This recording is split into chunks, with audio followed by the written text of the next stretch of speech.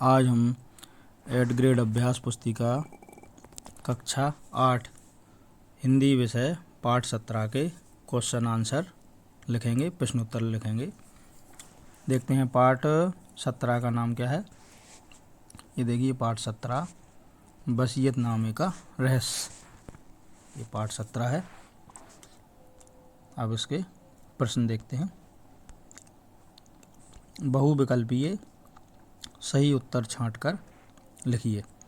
ये जो प्रश्न है प्रश्न क्रमांक 1 से 5 तक, ये बहुविकल्पीय रूप में इनके उत्तर लिखे हुए हैं। एक प्रश्न के 4 उत्तर हैं, उनमें से एक उत्तर सही है जिस पे हमको सही का चिन्ह लगाना है और उसको नीचे उत्तर के सामने लिखना भी है। तो देखते हैं पहला प्रश्न क्या है। शिष्य गुरु के साथ वाक्य में, शिष्य गुरु के साथ गए वाक्य में कारक होगा। इसमें हमको कारक बताना है, तो इसके विकल्प देख लेते हैं। ए में दिया है कर्म, बी अपादान, सी कर्ता, डी करण। तो इसका सही उत्तर है ए कर्म। शिष्य गुरु के साथ गए, इसमें कर्म कारक है। तो ए वाले विकल्प पे सही का चिन्ह लगा लें और उसको नीचे लिखना भी है। प्रश्न क्रमांक 2, पेड़ पर चिड़िया बैठी थी। रेखांकित शब्द का बहुवचन क्या होगा। रेखांकित मतलब ये जो चिड़िया के नीचे रेखा खींची है, इसका बहुवचन हमको बताना है। तो विकल्प देखते हैं। ए है चिड़िया, बी है चिड़िया, सी है चिड़िया, डी है चिड़िया। वेरी सिंपल, सी। इसका सही उत्तर है सी विकल्प, चिड़िया। तो आप सी वाले विकल्प पर सही का चिन्ह लगा लें और नीचे इसको लिख भी लें। अगला प्रश्न है तीसरा। राजा और वृद्ध किसान में क्या समानता थी। तो इसका विकल्प देखते हैं। इनके 4 विकल्प हैं। दोनों, ए है दोनों बुजुर्ग थे, बी है दोनों न्यायप्रिय थे, सी दोनों मित्र थे, डी दोनों भाई थे। तो इसका सही उत्तर है बी, दोनों न्यायप्रिय थे। बी वाले विकल्प पे सही का चिन्ह लगा लें और नीचे उसको लिख भी लें। चौथा प्रश्न देखते हैं। महाराजा को मरे 3 साल हो गए, ऐसा किसने कहा। विकल्प देखते हैं। ए है रानी ने, बी राजा के भाई ने, सी बहन ने, या डी गांव वालों ने। तो इसका सही उत्तर है बी, राजा के भाई ने। तो बी वाले विकल्प पे सही का चिन्ह लगा लें और नीचे उसको लिख भी लें। प्रश्न क्रमांक 5 है। दिए गए शब्दों में से आगत शब्द कौन सा है। तो ये देखिए विकल्प इसके। ए है विचित्र, बी है निर्भीक, सी है अद्वितीय, डी है जायदाद। तो इसका सही उत्तर है डी, जायदाद। तो डी वाले विकल्प पे सही का चिन्ह लगा लें और नीचे उसको लिख भी लें। अब हम आगे जाते हैं अगले प्रश्न की तरफ। ये देखिए इसके निर्देश हैं। नीचे दिए गए शब्दों में से उचित शब्द चुनकर रिक्त स्थानों की पूर्ति कीजिए। ये देखिए, ये जो कोष्टक में ब्रैकेट में ये जो शब्द दिए हैं, इनका उपयोग करके हमें प्रश्न क्रमांक 6 से प्रश्न क्रमांक 10 तक के रिक्त स्थान को भरना है। प्रश्न क्रमांक 6 देखते हैं। गांव के बाहर बरगद के नीचे पंचायत बैठी। तो ये देखिए इसमें रिक्त स्थान भरा हुआ है बरगद। तो छठे के रिक्त स्थान में बरगद लिख लें, बरगद। प्रश्न 7 है। महाराजा बड़े निर्भीक, साहसी और निडर थे। तो ये प्रश्न क्रमांक 7 के रिक्त स्थान में साहसी भर लें। ये देखिए भरा हुआ है। अगला है 8वां। तीनों भाई अपना अपना हिस्सा लेकर चले गए। इस वाक्य में प्रयुक्त पुनरुक्त शब्द अपना अपना है। तो ये 8वें में देखिए भरा हुआ है रिक्त स्थान अपना अपना। 8वें के रिक्त स्थान में अपना अपना लिख लें। अगला है 9वां। रहस्य शब्द का अर्थ भेद है। तो 9वें के रिक्त स्थान में भेद लिख लें। 10वां है संप्रदान कारक के परसर्ग के लिए। इसमें 10वें के रिक्त स्थान में के लिए लिख लें। रिक्त स्थान यहाँ पर हमारे कंप्लीट होते हैं। अब हम आगे देखते हैं प्रश्न अगला। अति लघु उत्तरीय, नीचे जो प्रश्न है ये लघु उत्तरीय रूप में है, अति लघु उत्तरीय रूप में। तो प्रश्न क्रमांक 11 देखते हैं। पाठ में महाराजा तो अंधे हो गए कहने का आशय क्या था? तो इसका देखिए उत्तर, महाराजा अपनी व्यस्तता के कारण बहन के विवाह की चिंता नहीं कर रहे थे, इसलिए उसने यह कहा। तो ये 11वें में ये वाला उत्तर लिख लें आप। 12 है, महाराजा तक पहुंचने के लिए कुल कितने महल थे? तो ये उत्तर इसका देख लें ध्यान से। महाराजा तक पहुंचने के लिए कुल 2 महल थे।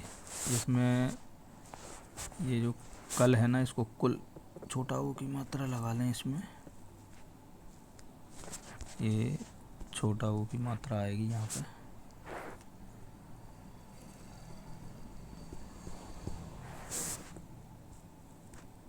कुल 2 महल थे। अगला है 13वां, वे सोचने लगे इतने बुद्धिमान व्यक्ति ने ऐसी वसीयत क्यों लिखी? इन दोनों वाक्यों को जोड़कर एक वाक्य बनाइए। तो ये देखिए, वे उत्तर हैगा, वे सोचने लगे कि इतने बुद्धिमान व्यक्ति ने ऐसी वसीयत क्यों लिखी। ये इसका एक वाक्य बन गया और ये प्रश्नवाचक वाक्य है। अगला है 14वां, वृद्ध व्यक्ति के मन में क्या जिज्ञासा थी? तो हम देखते हैं वृद्ध व्यक्ति के मन में क्या जिज्ञासा थी। उत्तर के रूप में देखिए आप, वृद्ध व्यक्ति के मन में यह जिज्ञासा थी कि वृद्ध की महाराज के मरने और अंधे होने की बात क्यों कही गई। तो यह उसकी जिज्ञासा थी। अगला है लघु उत्तरीय। अब जो प्रश्नों के उत्तर लिखना है वो लघु उत्तरीय रूप में लिखेंगे। 15वां प्रश्न है, दूध का दूध और पानी का पानी करना मुहावरे का अर्थ बताते हुए वाक्य में प्रयोग कीजिए। तो सबसे पहले हम अर्थ लिखेंगे दूध का दूध और पानी का पानी का। ये देखिए, इसका अर्थ है उचित निर्णय करना। अब इसका प्रयोग देखेंगे। वाक्य, न्यायाधीश ने मामले का दूध और पानी का पानी कर दिया। ये अपना 15 का उत्तर लिखा गया। अब 16 देखते हैं। प्रश्न 16, पाठ में महाराजा के द्वारा दिए गए निर्णय से आप सहमत हैं? यदि हाँ तो क्यों, नहीं तो क्यों? महाराजा ने जो निर्णय दिया है उसके बारे में अपनी राय देना है अपने। तो ये देखिए उत्तर, हाँ मैं महाराज के द्वारा दिए गए निर्णय से सहमत हूँ, क्योंकि उन्होंने चालाकी और बुद्धिमानी से असली दोषी को पहचान कर निष्पक्ष न्याय किया। तो न्याय के मामले में यदि महाराज ने निष्पक्ष न्याय किया तो हम उनके साथ हैं, उनके निर्णय के साथ, और ऐसा होना भी चाहिए। तो इस प्रश्न का उत्तर आपने लिख लिया। अब अगला देखते हैं। 17, वसीयतनामे का रहस्य। पाठ के अनुसार चारों भाइयों में कौन सा भाई लालची था और क्यों? तो ये देखिए इसका उत्तर, चारों भाइयों में चौथा भाई लालची था, क्योंकि वह अपने भाइयों को मारकर पूरी जायदाद हड़पने और महाराज की बहन से विवाह करना चाहता था। अगला प्रश्न है 18, महाराजा ने चारों भाइयों को अलग अलग जाकर क्या कहा? इसका उत्तर देखते हैं। महाराज ने प्रत्येक भाई को तलवार देकर भाइयों को मारने का आदेश दिया, पर 3 भाइयों ने मना कर दिया, पर छोटा भाई लालच में आ गया। अगला है दीर्घ उत्तरीय प्रश्न लिखना है इनके। प्रश्न 19, दूरदर्शिता और न्यायप्रियता से संबंधित किसी घटना को अपने शब्दों में लिखना है। देखिए ये घटना हमने लिखी है, आप अपने शब्दों में अपने स्तर से भी लिख सकते हैं, और नहीं तो आप चाहो तो इसी उत्तर को लिख लें आप। तो उत्तर हैगा, एक बार एक गांव में एक वृद्ध व्यक्ति ने अपनी जायदाद को बांटने के लिए दूरदर्शिता से सोचा और न्यायप्रियता का पालन करते हुए अपनी जायदाद का सही बंटवारा किया।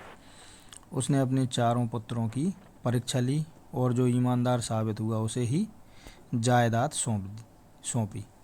अब अगला है आखिरी प्रश्न है ये पाठ 17 का 20वां, वसीयतनामे का रहस्य। पाठ में प्रमुख पात्रों के चरित्र के बारे में आपके विचारों को लिखिए।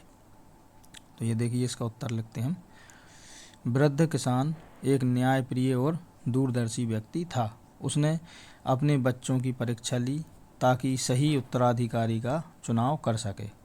महाराज बुद्धिमान और निष्पक्ष थे, जिन्होंने सही निर्णय लिया और न्याय किया। चौथा भाई लालची था, जबकि अन्य 3 भाई ईमानदार थे। अब ये देखिए इसी के साथ हमारा ये पाठ 17 यहाँ पर कंप्लीट होता है, पूर्ण होता है, समाप्त होता है। यदि आपको हमारा ये वीडियो अच्छा लगा हो तो हमारे वीडियो को लाइक अवश्य करें और अपने महत्वपूर्ण सुझाव हमें कमेंट सेक्शन में जाके ज़रूर बताएं। पाठ के बारे में आपको क्या अच्छा लगा या आप जो भी कमेंट करना चाहते हैं कमेंट सेक्शन में जाके ज़रूर आप हमें बताएं, सुझाव दें। इसी प्रकार के और अधिक वीडियो यदि आप देखना चाहते हैं तो हमारे चैनल को सब्सक्राइब अवश्य करें। धन्यवाद।